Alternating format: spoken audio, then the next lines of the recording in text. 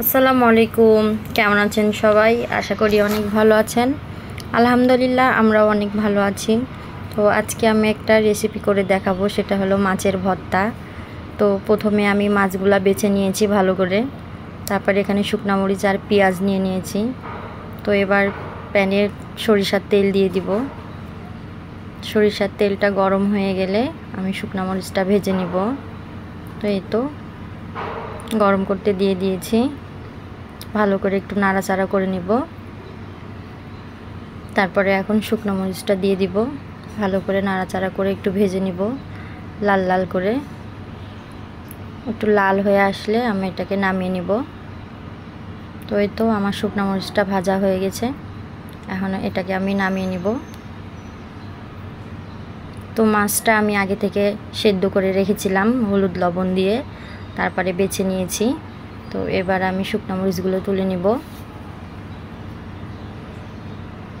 তারপরে মাছগুলা ভেজে নিব ওই তেলেই।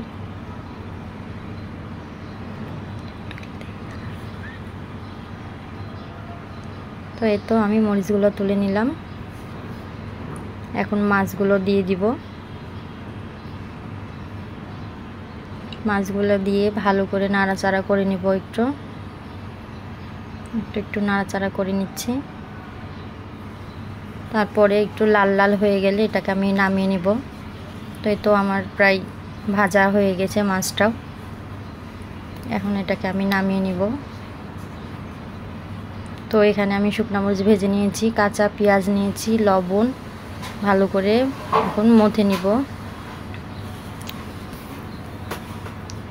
তো সুন্দর করে মুঠে নিচ্ছি, দেখতেই পাচ্ছেন ঝাল ঝাল অনেক টেস্টি হবে ভর্তাটা।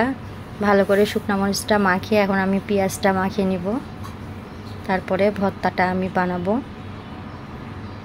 অনেক সুন্দর করে মেখে নিচ্ছি। তো আমার ভিডিওটা যদি ভালো লেগে থাকে তো অবশ্যই লাইক কমেন্ট শেয়ার করবেন আর সাবস্ক্রাইব করবেন। তো ভালো করে ভর্তাটা মেখে নিলাম, আমার ভর্তাটা রেডি। তো চাইলে আপনারাও এভাবে ভর্তা বানিয়ে খেতে পারেন, অনেক টেস্ট হয়েছে। আল্লাহ হাফেজ।